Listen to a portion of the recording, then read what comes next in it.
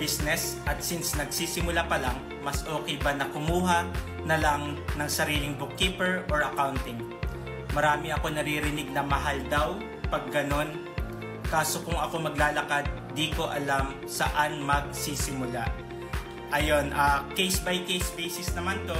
Sabi mo nga, pag ikaw maglalakad, hindi mo pa alam kung saan magsisimula. Syempre main reason naman yung budget, di ba? Pag wala pa tayong pangbayad sa ibang tao na magpa-process ng bookkeeping natin, ng tax filing natin, pwedeng tayo muna gumawa. Kung hindi alam, ayun, syempre mapapa-research ka muna. Marami-raming research at ikaw gagawa sa sarili mo. Ikaw ang maglalakad, mag-i-invest ka ng time. For example, sa amin, sa mga online freelancers, we have complete resources. Maraming mga freelancer na nag-DIY ng registration, pati compliance.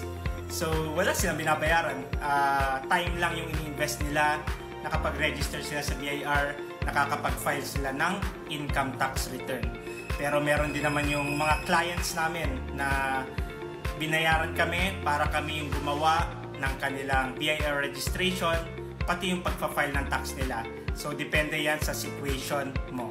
If you are a freelancer at meron kang concern or question regarding freelancers BIR registration and freelancers tax compliance, comment mo lang yan at sasagutin ko yan.